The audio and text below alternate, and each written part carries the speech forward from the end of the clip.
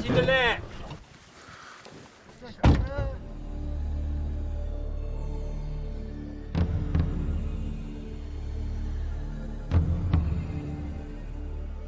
Gurun buji di ke yuk tu satana kana re si saja. Tu tata ana. Ini yang nugul. Ini yang nugul. Ah, taze.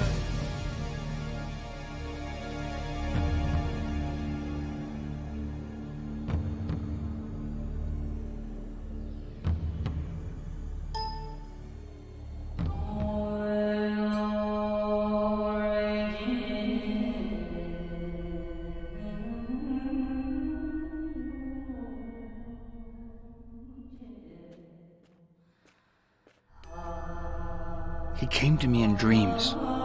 He kept appearing every night. I was not sure why, until I heard his voice saying, "My 8 manifestations represent 8 quantum energy fields. Now, go tell the world."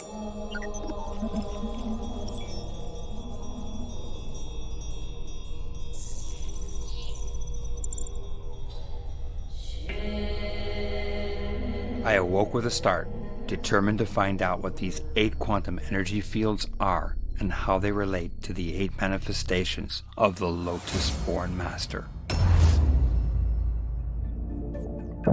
From 2002 to 2015, I led a series of expeditions across the Qinghai Tibetan Plateau, searching for the mythical, legendary realm of Shangri-La. Now in 2018, we reassembled the Searching for Shangri-La expedition team and began the search for the Lotus-born Master.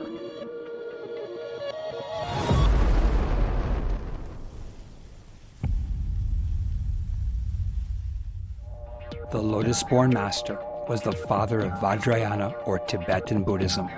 In different languages, he is known by different names. In Sanskrit, Guru Padmasambhava. In Tibetan, Guru Rinpoche. In Chinese, Lianhua Sheng Dashi. He lived in the 8th century and traveled across many regions of the Himalayas, where he appeared as different manifestations, leaving a legacy of legends and magic. Images of his 8 manifestations are often depicted in murals, tankas, statues, and dances across the Himalayas. Each manifestation represents a different stage in his journey toward enlightenment and spreading Tibetan Buddhism across the Himalayas.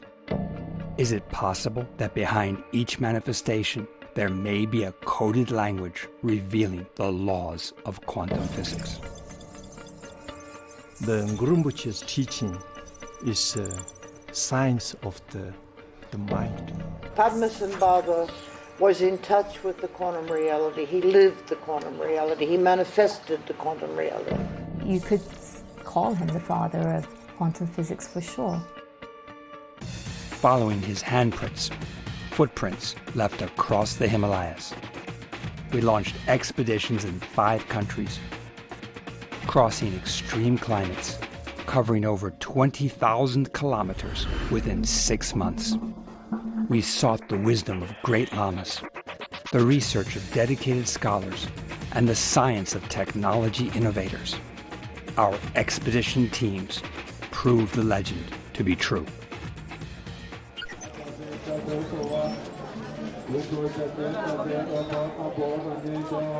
In order to retrace the footsteps of the Lotus-born Master, we began our expedition in Bodhanath, Kathmandu, where we sought out the expertise of the 11th Chose Kuchen Rinpoche, a specialist on the life and times of the Lotus-born Master.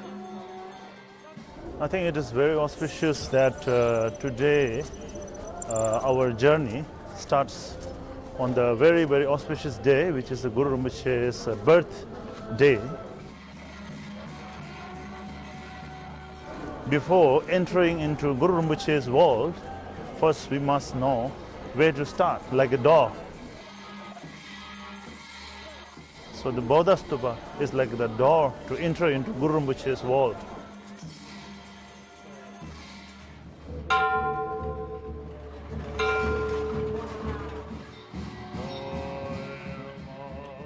we have to understand the cosmic power of Guru Rinpoche, the cosmic principle of Guru Rinpoche. Through knowing the principle of Guru Rinpoche's cosmic power, cosmic energy, now we can understand the laws of quantum physics.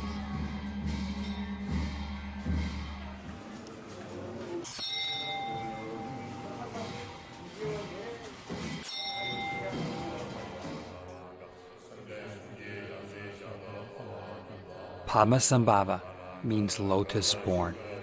According to legend, he was born on a lotus on Lake Danashka in what is today the Swat Valley of Pakistan. Swat Valley has long been the place already described by Xuanzang in the Tang Dynasty. It's the sacred place of Buddhism. It is a paradise. Uddiyana is Shambhala. Everybody is practicing Vajrayana. Manifesting as Bema Gyalpo, the Lotus King, the king of Uddiyana or Shambhala. Tang Dynasty records tell how people in Uddiyana recited magic charms or spells, holding the drum for calling Dakini or feminine energy, and the mirror to divine the future.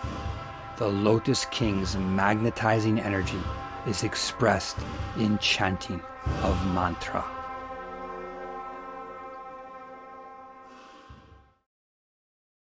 Mantras are the biggest part of our culture because for a common man to utter mantra, to say and focus on that mantra, so the thought rate will go down, plus the vibrational level effect also he gets. In ancient India, people believe that the frequency contains very specific energy. When you say the mantra, part of your body or part of your mind is resonating with the frequency. So they create an even bigger energy. One of the fundamental ideas in quantum physics, which is this dual nature of things. The things are waves, some kind of wave field, and particles.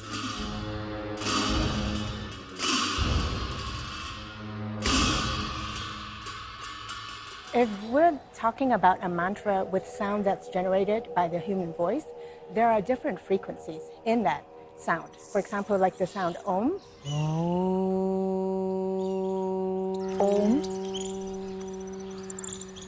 which is widely experienced and understood as a universal sound, is first and foremost an energy. Everything in this world is energy. So sound also is an energy.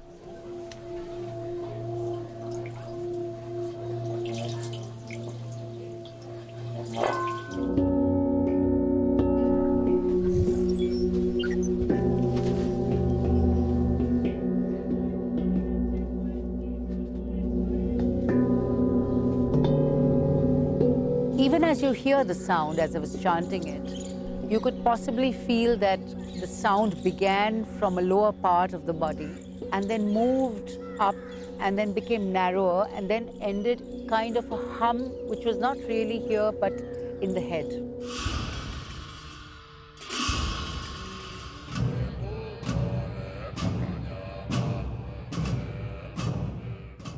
In the case of Om, it gets enforced in your head, in your brain, and all your nerve endings become silent.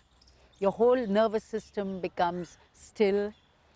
The energy goes up and it concentrates in the Agnya chakra and in the Sahasrara chakra, which is on top of the head. The working of endocrine glands, the enzymes, the secretion of the hormones depend on this. And then when in a negative person, these mantra sound waves affect the brain, it secretes serotonin, which makes him peaceful, which secretes adrenaline, which makes him happy.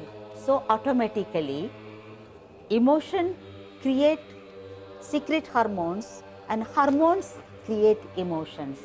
It is a cycle, and sound and mantra exactly enter at a proper time, at a proper this thing, and change a negative person to a positive, or a bad in a good way, or a demon in a godly person.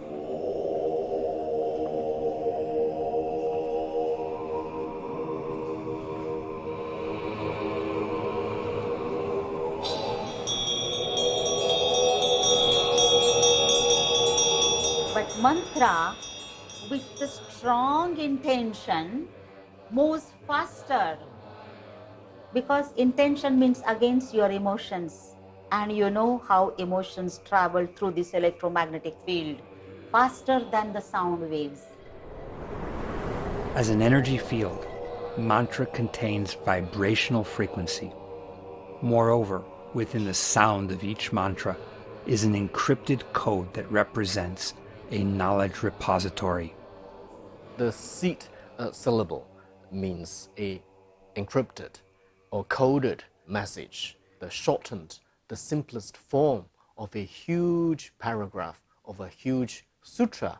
So frequency analysis was developed and perfected around 1200 years ago by Al-Hidi, a famous Arabic mathematician, where he would apply the analysis of the letters and the substitutions to find weaknesses in the ciphers. So what's encrypted in it is basically that intention that comes from your saying that mantra. If you think about encryption, it's basically when you think about text messages, for example. I'm sending you a message from my phone, and you could be anywhere else in the world, and that information is sent from my mobile device, and it's encrypted and sent out via radio waves. Encryption is contained within this vibration. Your phone has to have the key to unlock that encryption. Even to receive frequency, you need some sort of like connection. Then, the frequency is able to travel efficiently and able to pass all the blessing without any hindrances. The energy, you call the energy, we call that blessing. I think is something similar.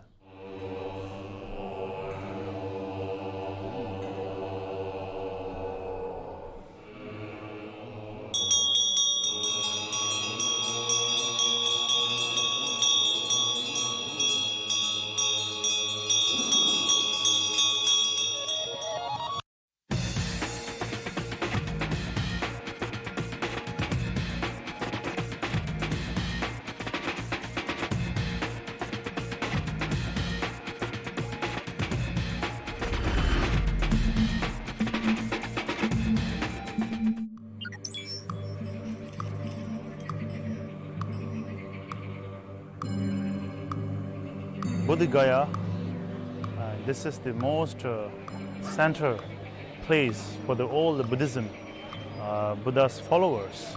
For Buddhists all over the world, Bodh Gaya is the most sacred spot because that's where you find the sacred Bodhi tree under which Lord Buddha received his enlightenment.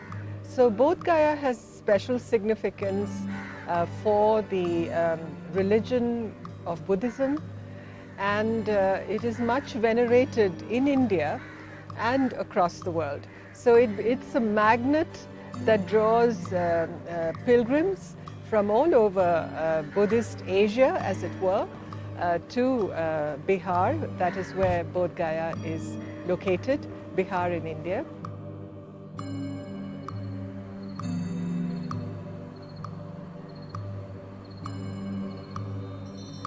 Right next to Bodh Gaya Stupa is a cremation ground, and it's amazing because you have this very spiritual, beautiful stupa, and right there is a cremation ground where one of the crucial moments happened for Padmasambhava.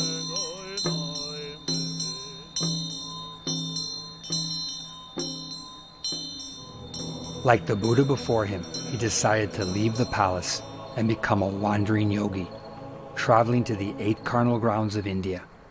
In the cremation grounds, yogis meditated on the question of impermanence. They were communicating with spiritual energies in various stages of transition. Practicing in the place of the carnal ground is that to communicate with the demonic spirit, subdue the negative energy. So when we talk about Nima Verser is something that the manifestation of a very wild yogi. The Nima Verser is like a fearless one. So he lived with all these corpses. We live with all these zombies, skeletons, ghosts, hungry animals. There are many different kinds of meaning and the purpose of coming to carnal ground. When you see the dead body, you are supposed to understand the impermanence of this life. In Buddhism, the cremation ground is often a reminder of the impermanence of life. It was not uncommon to go to the cremation ground. It's a place where you're reminded of death, the death of material goods and material things as well. Some energy field there, and there must be a transformation which is happening there, and there may be channels where the spirits or the spirit energy is then dissolved in what we could call just Gaia. Part of the world is like, we call it intermediate world, you know? It's like between this life and next life. This is like a corridor before you enter the house. Manifesting as Nima Ozar, legend says the lotus-born master stopped the sun, which means concepts of time and space as we understand them do not exist. He holds the trident, a symbol of yogis meditating in the carnal ground. At it are 3 heads representing past, present, and future. Where Einstein believed that time might be curved rather than straight, the yogis of the past understood that time enfolds upon itself. It is multidimensional and entangled, allowing for the existence of parallel universes and quantum communication between them. That's where practitioners would go to connect to a different universe, a parallel universe. Well, there's a lot of theory about parallel universes. It might have been considered frivolous decades ago, that the idea of multiple instances of what we would deem reality is becoming more and more credible, especially amongst metaphysicists and theoretical physicists. Parallel universes, yes. So Stephen Hawking, right before he died, just released a paper that is, of course, being debated now. His current theory is one that can be tested and used to test the possibility of the multiverse, possible universes all existing, coexisting at the same time as you and I are sitting here today, just next to us on another level. So there could be that we have different instances of what we deem as reality that are coexisting. And whether there can be, this again gets in the realm of theoretical physics, ways of channeling between the one or the other is also a matter of considerable discussion. The concept is basically we're living in one dimension. There are many of us living in different dimensions. And therefore, if we emanate the right frequency to cross dimension, we could communicate with different astral bodies or communicate with other people through time and space. It's just entering, from 4D to 5D. Then our world is just a movie. Time is just a frame that we conceptualize. In deeper terms, there's no time frame. In these other universes, it's possible that time, gravity, and the way which we observe everything in our universe doesn't act the same way. Now, when we talk about time, the past encompasses the present, it encompasses the future. So we don't have this linear division of time where time, actual real time, is only the present. Time is encompassing. All time coexists. All those differences coexist in that field. So time and space are only physical constraints in this dimension. There are no time and space constraints in other dimensions.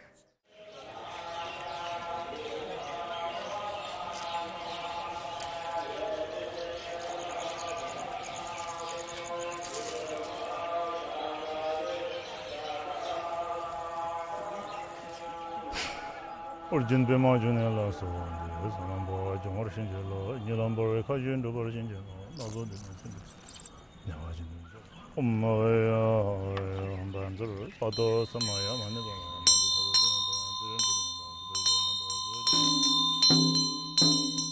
Manifesting as Lodin Chokse, the wisdom holder, the lotus-born master learned from the Dakini the power of non-attachment in converting negative energy to positive. In one hand, he holds the drum for summoning Dakini, or feminine energy. In the other, he holds the skull cap, symbolizing unattachment, the emptiness factor, allowing the mind to manage energy. So if we talk about Lodin Chokse, I think first we have to understand about the principle of Nima Wasir. Because Nima Wasir is the one who are fearless.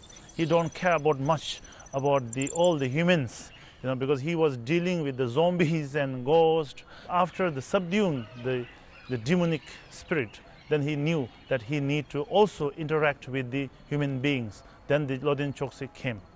Lodin is his emanation of Manjushri, very sharp mind, and he can learn tantric, sutra, tantric, everything. And then Lodin Chokse came and he learned in different arts. Then what he learned, the most interesting education while he was as a Lodin Chokse is the communication or the code word of Dakini language. Dakinis, in Tibetan, Kandro, in Chinese, Kongshimu, means skywalker. These are feminine Shakti energy forces that can move seamlessly through time and space. In astrophysics, they may be equated with dark matter.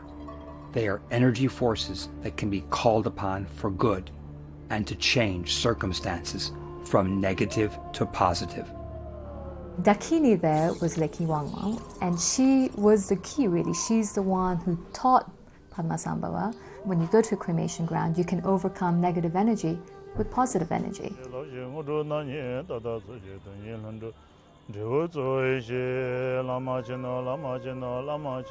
Dakini in Tibetan Buddhism particularly representing the emptiness, wisdom. It means when you're concentrating with your consciousness towards something, you're not changing the world, you're selecting the reality in which you want to get in. It's a way how you think, In mind training, jealousy or anger that arises in you, it is just a poison and it has all the negative consequences. But when this moment, if you can apply the technique from Santarayana teaching, so now you have totally transformed your negative energy into positive energy.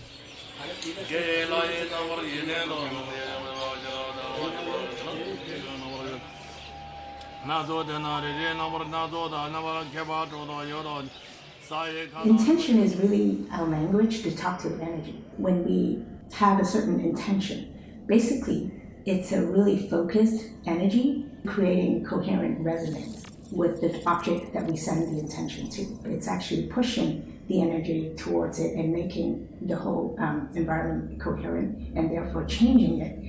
As like how you change a tuning fork. So one tuning fork resonating at the same frequency with the second tuning fork with the third tuning fork basically makes all the tuning fork vibrate at the same speed.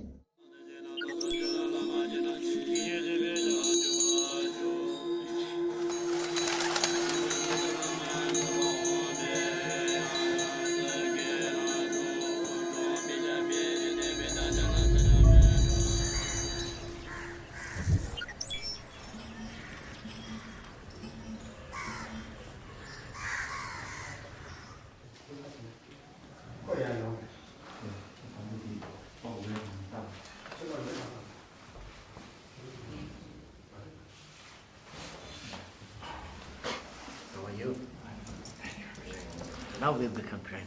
Thank you. Thank you. Blessed. The greed is very powerful. Air is polluted, water is polluted, earth is polluted. And we're talking a lot about science and quantums and physics and this and that and going to moon and maybe going to another planet, making so many different type of powerful emissions. And on one hand, we can say we are very civilized, 21st century civilized. On the other hand, if we're not really aware about the value of inner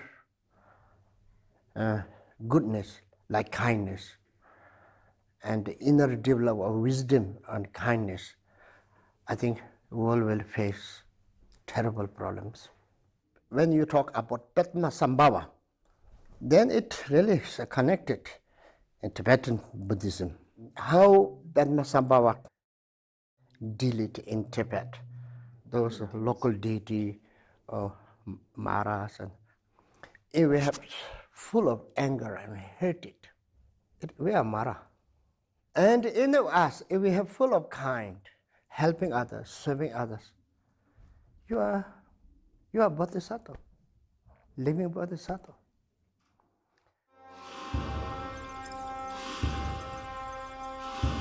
Upon becoming the wisdom holder, he decided to complete the matrix of Buddhism studies.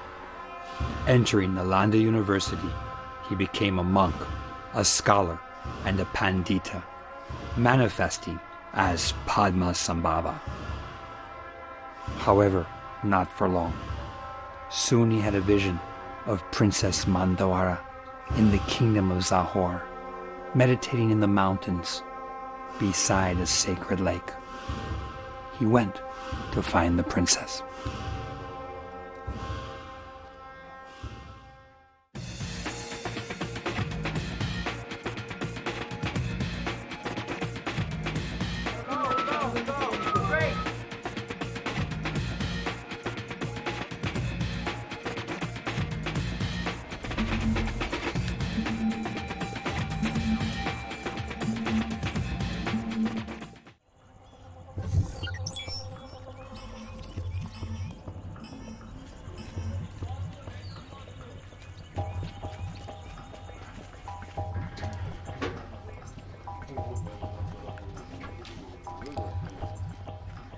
This is Guru Rinpoche's body print, backside especially. Mandara cave is inside. This is inside entrance to the main cave. Yeah, Anila, she's the caretaker of the Mandarawa cave. This is the first cave of Mandarawa. This is the main cave here. And meditated and achieved the rainbow body. Mandawara was the princess of the kingdom of Zahor. The king had no son and no heir, so all the other kingdoms around wanted to marry her to take over Zahor. In order to avoid conquest, the princess decided to become a nun. So right now we are at one of the highest place in the Himachal Pradesh. In Tibetan we call it Sopema. This is a place where Mandarawa realized the everything. She was very beautiful. She was a princess. This Zahor kingdom to be very beautiful kingdom. So everybody really like to take that kingdom. The king has only princess, only daughter. So that's the one reason she also chose to become a nun. Many princes came to ask her to marry, but she refused. And then, of course, king must be very sad also.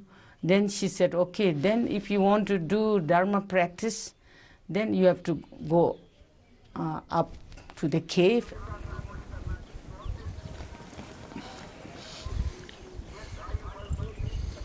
This is the place where actually the Zahor king built the nunnery for the Mandarawa and 500 other nuns.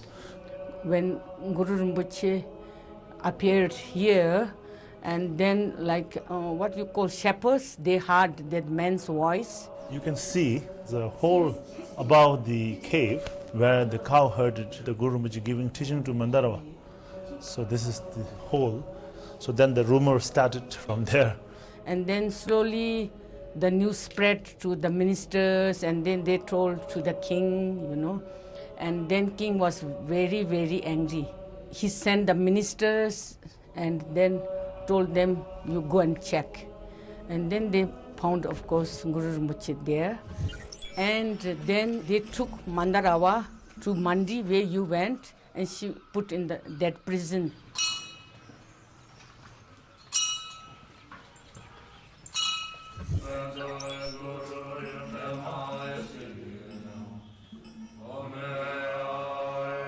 After Zahor king found that Padmasambhava was giving teaching to Princess Mandarawa and 500 nuns in the Reversal Mountain.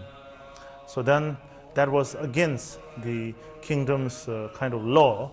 So then the punishment has to be there for the princess and Padmasambhava. They put here as a jail. All the ministers, they brought him, Guru Rinpoche, here, and they burnt him alive. King went and see, and then he found that Padmasambhava was sitting on the lotus, and all the fire, all the smoke actually turned into water as a lake.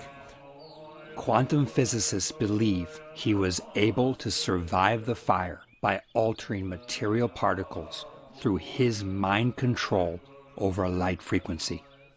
In creating mantras, you're basically creating a laser beam. We talked about mantras being sound energy, and basically the sound energy coming together in a very coherent form of frequency. So laser beams are the same thing. You have light energy basically bouncing off each other, creating a giant coherent light beam and shooting out and becoming a laser beam. Heat or the energy of that intensity that is created by mantra can separate that cluster and make it non-visible. So that is the science of it, and all our rishis knew how to do it.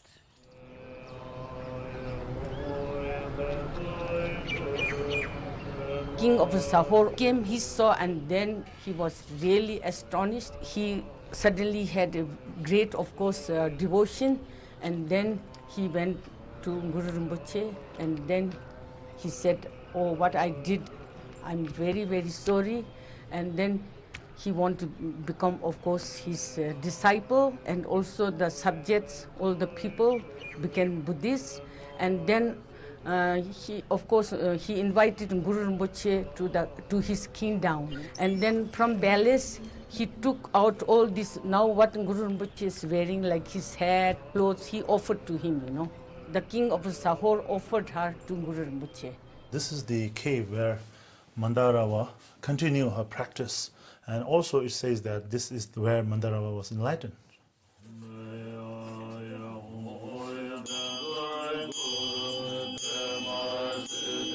Together with Princess Mandawara, and through the practice of consort yoga, they achieved what is called rainbow body enlightenment. Rainbow body means like, our body is made of 5 skandhas, or 5 aggregates, And when our body is, because this is made of all the poisons, and then through the practice, when these 5 aggregates are gradually purified, and then all this will transform into the body of wisdoms. Rainbow light is basically the full emanation of the light frequency that we could see. Within that rainbow light, we could feel basically our whole body, because it addresses every single frequency in the spectrum. Light carries information as well, right? And that's, if you look at about 99% of the data that's being transferred around the world today is via cables underwater, right? And those cables are sending light beams with encoded information in the light beams. Part of the meditational practice is that you have to envision that light fills you up, and that you have this light coming from inside and surrounding you. You take the plant, you take any animal, you take any person, like human being, all of these creatures, like all of these living beings are emitting visible spectrum light. If we look at quantum physics, the reason why light is so commonly used in say, the double-slit experiment and such things is that light is relatively easy to demonstrate that it has this dual nature. Like our mind is not really, it doesn't have a physical form.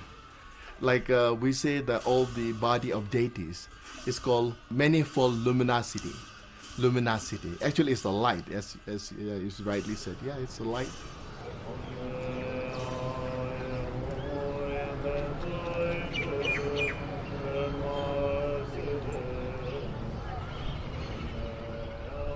At that moment, he heard the 7-line prayer, first uttered by monks in Bodh Gaya, calling him back to save them from black magic.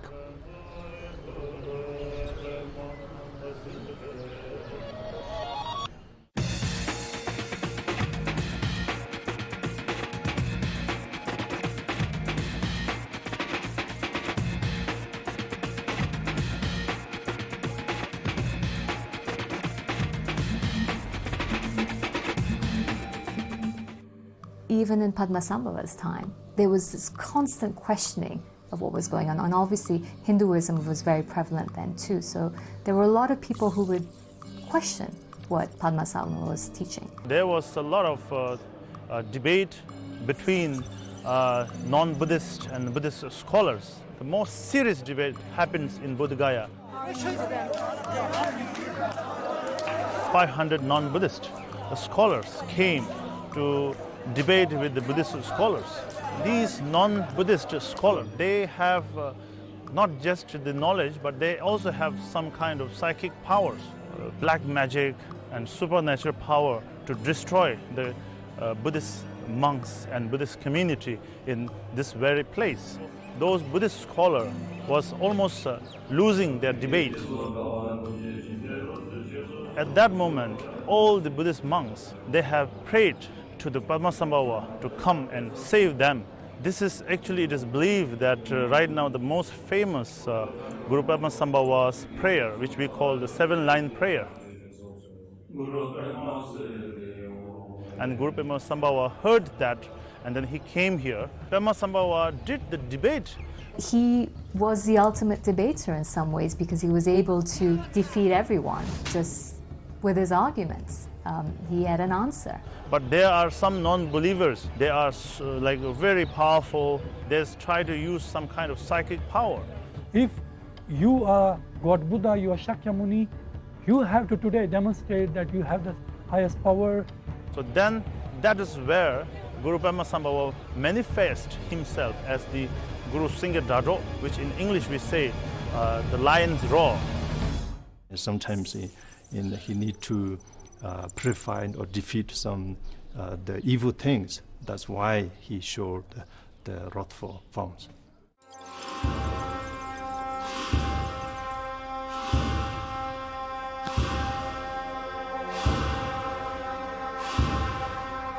If your intent is driven by negative motivations, you will cause a lot of trouble because you have as much black magical power, if you want to call it that, as you do white magical power. But if you really want to deal with something tough, you read a strong, powerful face, or called wrathful face. Rinpoche meditate himself as Lionhead Dagini. There is the advantage of these gurus or master gurus, as Padmasambhava was, that he had this ultimate siddhis, where he could actually demonstrate there are hidden powers in us, and we can convert these powers into a positive aura around us. Lionfish Dakini is one of the very powerful among the deities. Many gurus have practiced, even myself I practice Lionfish Dakini. It has such a positive and strong energy. It's like whatever that, you face all this bad energy, if somebody sends you bad energy, you are able to reflect all the bad energy. It's a kind of reflection. According to the second law of thermodynamics, everything, all information, all difference in the universe must cancel out. There is a gradual disappearance. Is one of these fundamental laws of nature that we have discovered. The way I interpret this function of Buddhist Aikido. Yeah, Aikido. Okay, now I got it. Yeah. It's without actually, not necessarily intentionally to harm others, but actually you are just protecting yourself or protecting others to send back unwanted gift. And therefore, he could bring the power of the universal energy into his body and be able to counter it and convert it into universal energy. That materialism is not everything. See, that human mind is meant for something greater, something greater. And Padmasambhava was manifestation of that.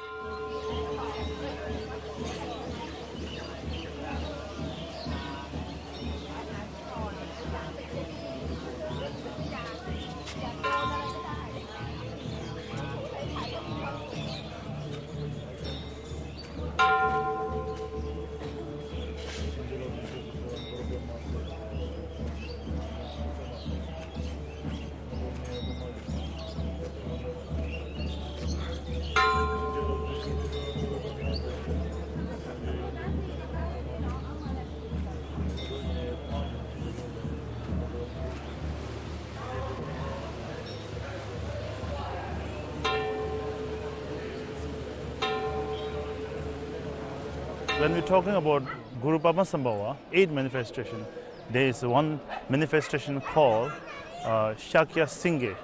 Shakya Singhi, they are called Shakya is a Buddha Shakyamuni, and similarly, he is peerless, because Singhi is we call lion. Lion is the peerless of all the animals. He's a king. The line of the Shakya lineage.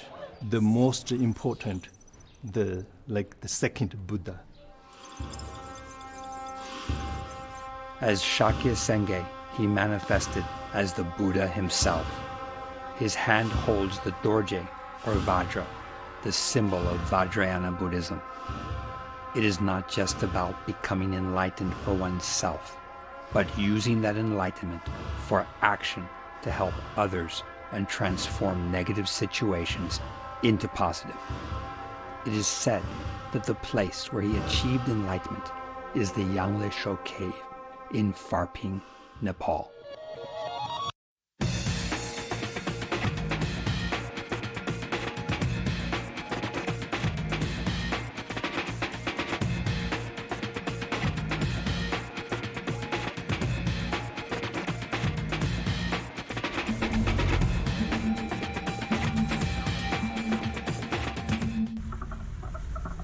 Following the footsteps of the lotus-born master, we went to Patan, an ancient kingdom in the Kathmandu Valley, which was the center of Buddhist tantric practice at the time. It still is today. Even today, Patan, where we are right now, to the west you've got the Persian Empire back then. North you've got China, south you've got India. This was the center for the Silk Road in many ways. There were merchant kings, there were sultanates at port cities, there were Tibetan Buddhist monasteries that financed caravan trade.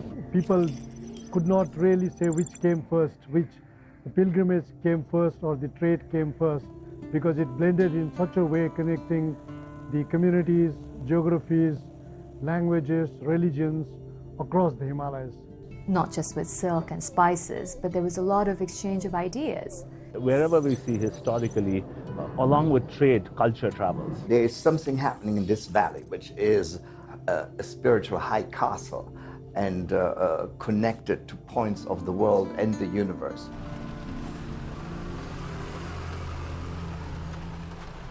Driving from Patan to the surrounding mountains of the Kathmandu Valley, we came to Yangle Sho, the cave where the lotus-born master achieved enlightenment. This is one of the oldest Vajrayogini temple. In fact, this is one of the most important Vajrayogini temple. There was a lot of Shakti worship, female energy, female power, Dakinis, goddesses. So why did he go to Parping? Well, Shakti Devi, she was a princess from Patan. When her mother died, the new queen mother effectively kicked her out from Patan. She had nowhere to go, so she ended up going to Parping. Padmasambhava came here, and then Padmasambhava had the vision of Vajrayogini and received the direct initiation from Vajrayogini. There was a time that 3 years there was no raining in Nepal. So people are sick and people are like going through a lot of suffering. And he discovered that the drought came from the spell of the Naga, a powerful Naga. Nagas, in many ways, according to the mythologies, they are a world unto themselves that shares the same material existence that we humans live in. And they are supposed to be serpent-like animals, half humans, half serpents. Guru Padmasambhava discovered that. Then he found the solution. He practiced the Vajrakilaya, which he already realized, which already perfected in the Asura cave. Performed the ritual. So the Naga came from all the different directions, the snakes. This entire valley was full of the snake. And then Padmasambhava, through the magic dagger, he subdued the Naga. Padmasambhava invite this one of these Dharma object from Buddha Gaya. There was one Vajrakilaya, magic dagger. This is how it exactly looked like. My father was an expert in making purpas, actually. And I remember him once saying, Purpa Ramaluk, means that has copper, iron, and gold. Externally, when you look at it, it looks like a weapon. But if you go really in detail, it has many things that you can understand through this, representing three faces in different form, has different meaning. But in a modern term, it seems like it's like a antenna or a transmitter. So absolutely, if you're thinking a copper dagger as the means to not just receive but transfer information, the electrons vibrate along that metal, and that's how information can be sent and received. Metal, like color, have their own frequency. A lot of times they complement the frequency of the colors. And every metal has its own what do you call it, power to evoke certain energy or attract certain energy or to transmit certain energy. Any sharp edge, the more sharp it is accumulating the energy that is going by the surface, and then it's like shooting it in the direction where the edge is directed. Is that right word? Transmitter? Yeah. Of course, I mean, only individually as a purpa instrument, probably I don't know how much it works. But together with the practitioner who has it, and his mind and his practice of understanding and practice and realization and his accomplishment in his practice makes the pupa active or not active, or really is able to do the transmitting job properly or not. That depends on the individual practitioner.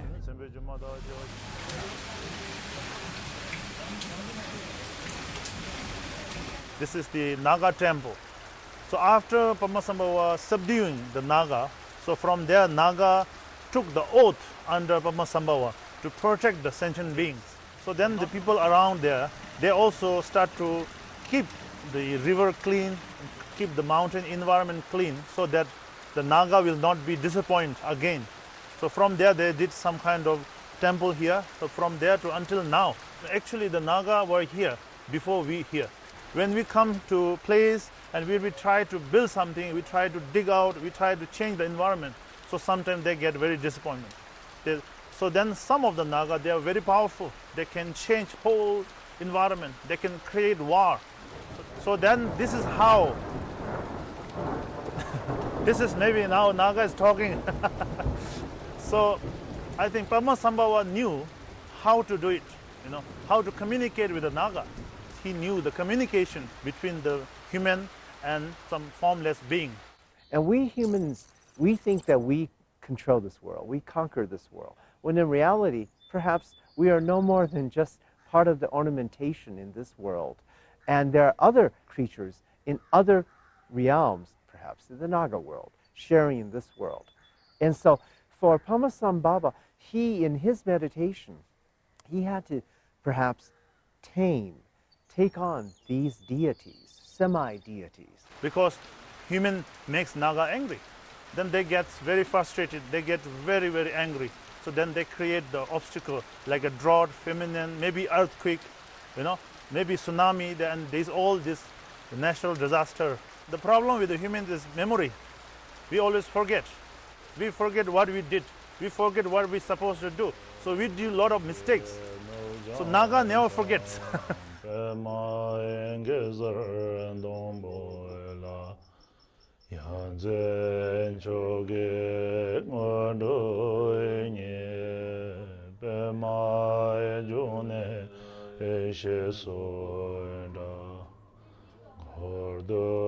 While meditating in the caves of Nepal, the lotus-born master received a delegation from King Tritsen Detsen of Tibet, who wanted to spread Buddhism across the land of snow. To do so, he invited Shantarakshita, the abbot of Nalanda University in India, to come and build a grand monastery at Samye. By that time, Padmasambhava was quite well known. He created quite a name for himself, so he was invited by the king to Tibet. At that time, Buddhism was already in Tibet, but the Bon culture, the Bon belief system was also very prevalent. The Black Bon religion, they have a kind of very strong, very old history, very ancient, very spiritualist, and then very powerful. They can do magic, black magic, white magic, all these sort of magics that they can perform. 不送的这盖了一个3夜寺，盖了很长时间，这7年的时间，然后是白天盖上，晚上就又没有了，盖了那么长时间没有盖到了，然后是很多人问那怎么办？问的过后呢，人家说，哦，这个是你们西藏是一个魔王太厉害的，如果是你们西藏这个3夜寺盖起来的话，需要一个佛，他是一个莲花里面生出来的一个佛，他有办法。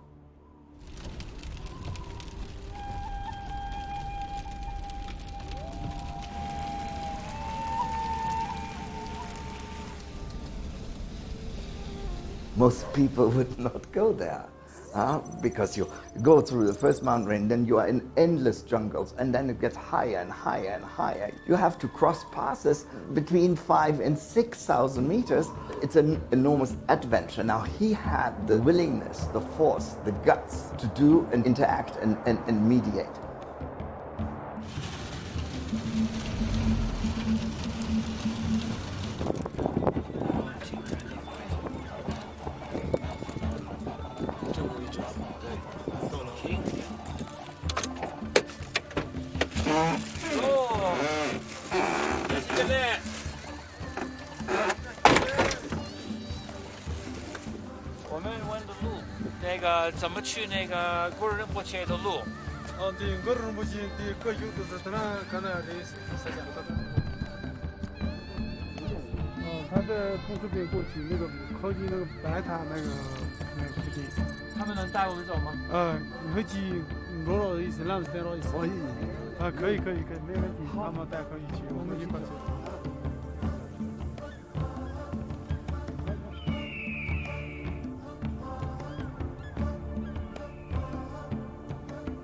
According to legend, when the lotus-born master arrived in Tibet, he tamed the demons and turned them into protectors of Buddhism, allowing for the Samye monastery to finally be built.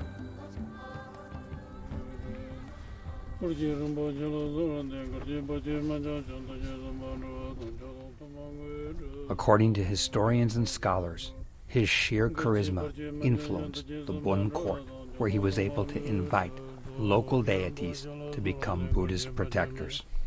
But he was able to come in and not say, hey, you have to convert and this is Buddhism. He was able to assimilate, absorb what was there, and make it part of this new belief system or Buddhism that he was introducing to the region. Speciality of Guru Rinpoche is he is very good at transforming bad energy into good energy. Because the syncretic nature of Buddhism, and that's why it's so different. The Buddhism you have in India is so different from the one you have in China, because it had this way of just assimilating whatever was already there. Tolerance is the key to all of this.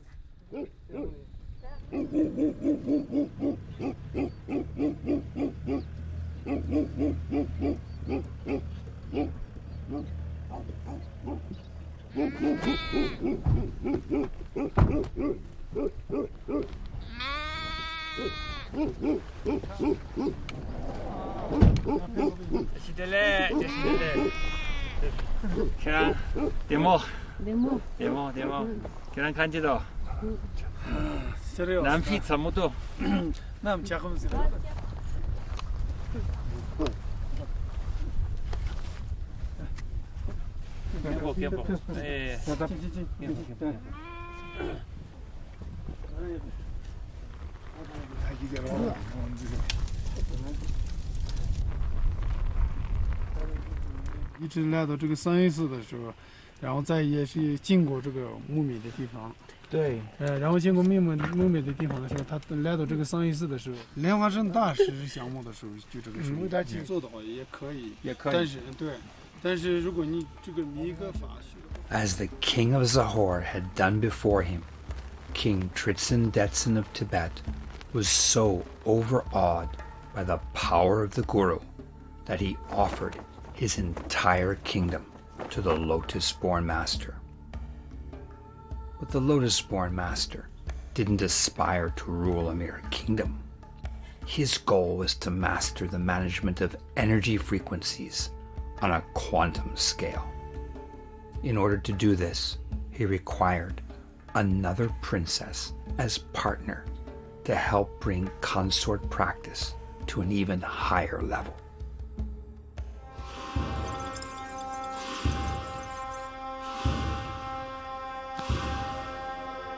Upon arriving in Tibet, the Lotus-born Master reached the epitome of his career in metaphysics.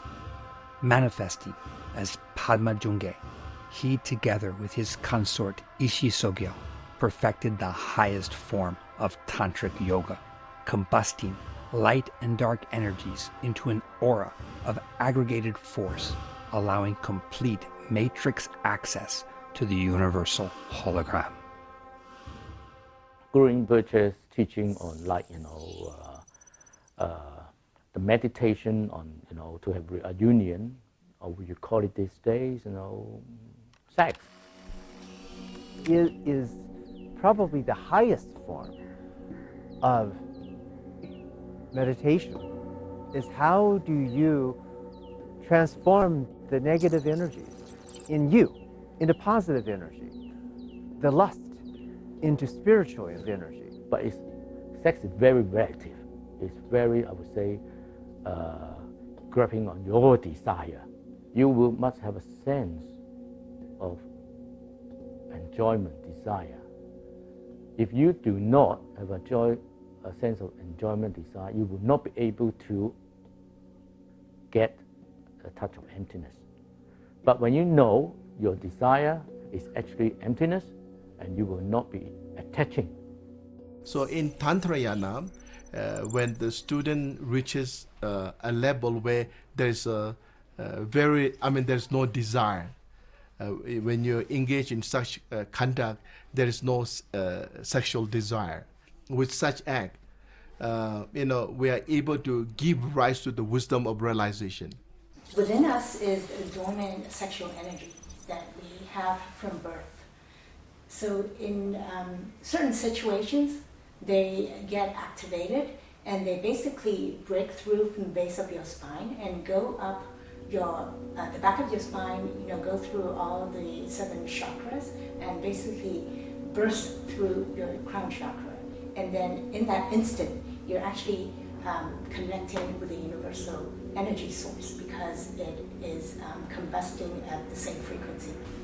there's like one part if we talk about tantric things and about like the sex there and interaction between human beings, like male and female, different kind of energies interacting with each other.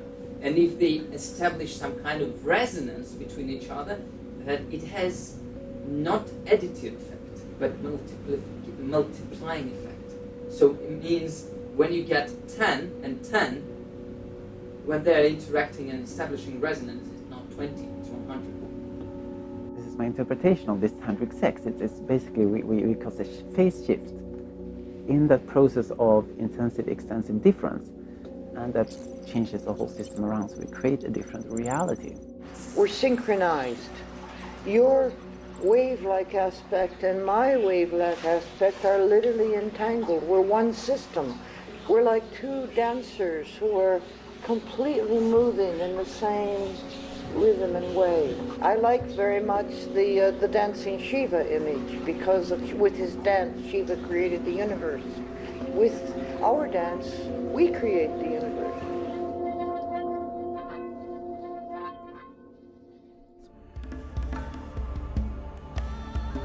With his Tibetan consort, Ishi Sogyo, the lotus-born master began to leave his teachings in caves across the Himalayas and encrypting them into the universal cloud. So then he went to Jigung area, the valley of Tedram. You can find there are many caves. Stories can be told when it comes to Tedram area.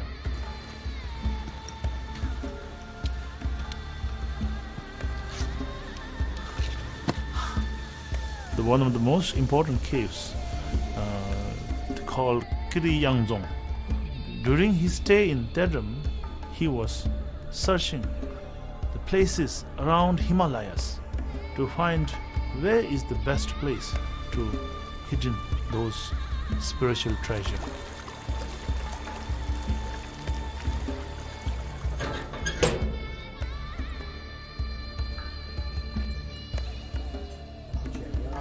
This is where Brahmasambhava hid the spiritual treasure, Dharma.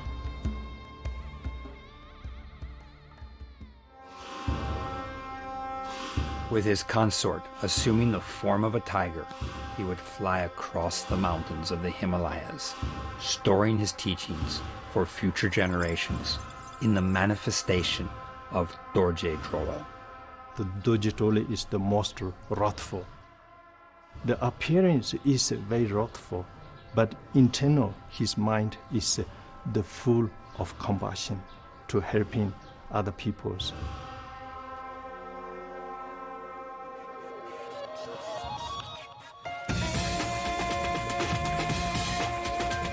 The lotus-born master appeared in caves across the Himalayas, hiding the teachings to be revealed later. The most famous cave was in Bhutan, called Taksan, or Tiger's Nest.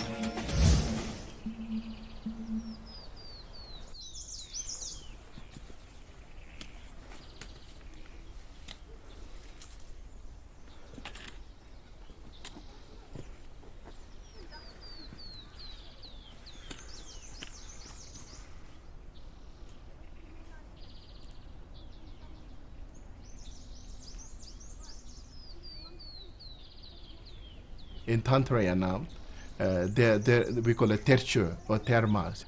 They are kept sacredly or hidden for the future generation. Usually thermas are hidden by Guru in many different methods. Certain things are like Dakini script, which we call shokser, the yellow paper. Dakini scripts are like a code. So when the time is right and the treasure revealer or Terten can decode the Dakini script, and from a small paper like this, they can come with one whole volume of text. If some, we call it Terten, I think it literally translates means treasure revealer, but not like treasure, gold or jewelry, but when we say treasure, it's the sadhana, the practice, and sometimes like hidden statues, hidden vajras and pupas and things like that. So my personal experience more with Timuchin Rinpoche. So it's most of the treasure he revealed is what we call gongdir, is this, like what you say in the Dharma cloud. The cloud, it's not a physical cloud, of course. It's mostly a hologram. So basically, he is encrypting an intention and a message and information into that hologram. And because it's a hologram, somebody else in a different space and time could retrieve it easily because there's no physical limit. What's this idea that memory is not situated in the brain or in the body, but rather memory is a capacity to situate ourselves at a different time. We are constantly interacting with that quantum reality, that is information field that has everything. That's what from what we started. Everything is there. Everything that was, is, and will be. All of this brought together, this whole topology has been referred to as the cloud. Essentially, it's think of it as massive, distributed network access to and storage of information. In fact, it's a server that sits somewhere, but that one server is sort of the hub of all the information that gets sent through space and downloaded no matter where you are in the world. When scientists start to find out about the effects of quantum mechanics, about how the atom works, many of these scientists, they operated quite secretly in their own laboratories, but this knowledge seemed to pop up more or less at the same time in different isolated laboratories around the world. Also in the history of mathematics, we can see examples of how we have had mathematical breakthroughs, such as Riemann's idea of the manifold, for instance.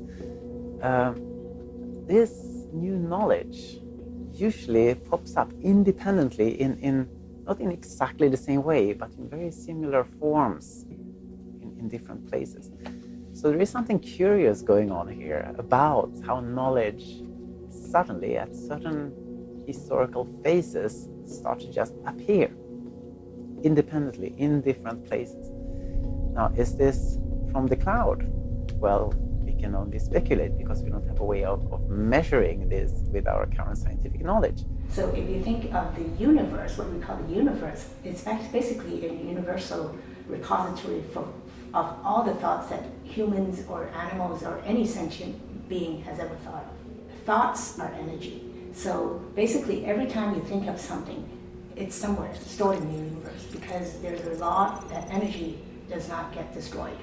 So the energy has to be somewhere.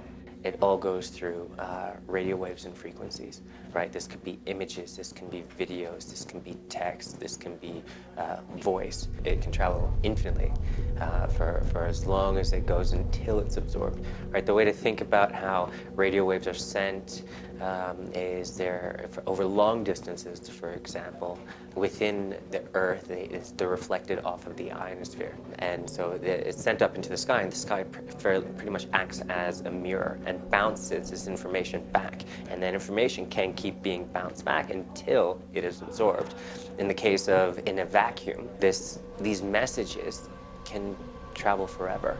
They're never lost until they are absorbed by a person or device. Interesting about Dharma is that the hidden treasures are still hidden there, still classified, which means Guru Padmasambhava's legacies are still there.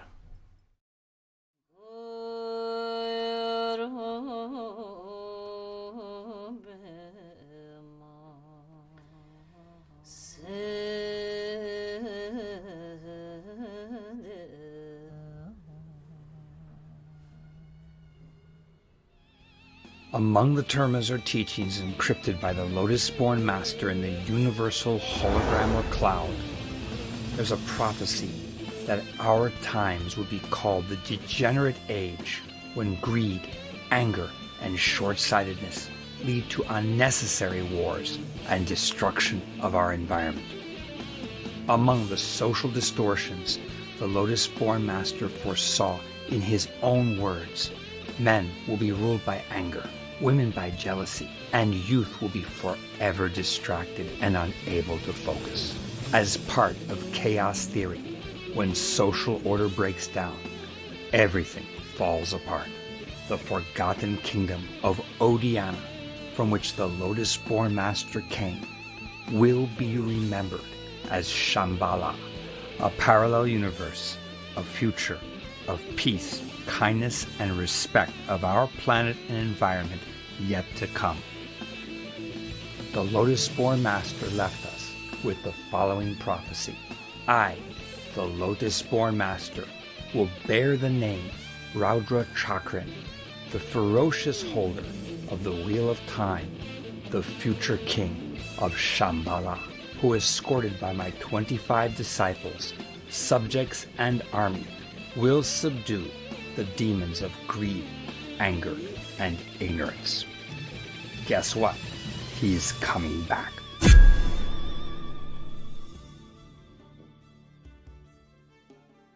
Could very well be the father of what we regard as today as modern quantum physics. I think we can say Guru Rinpoche is father of everything. I think he represents everything, you know. He represents everything, hope, and he represents joy, happiness, everything. He's father or mother or everything. Quantum physics is probably one of the peripheral important events of perception which are happening around us right now. So we have not invented it. Our time might just be ripe enough that we can understand it. That it was understood before, it is very likely that, again, it may be a wave of understanding and not understanding, and comes and goes. So I think now we are at a very positive wave. We have brilliant people on this planet who can see, feel, perceive, speculate about all those things without being persecuted. Let's use the Padmasambhava as a symbol of progress, of moving forward, of traditional ideas, of modern ideas to really meet climate and challenges of water crisis. But I think the biggest challenge is working together, having cultures that appreciate each other, developing new ideas, and definitely we can look to Padmasambhava as inspiration.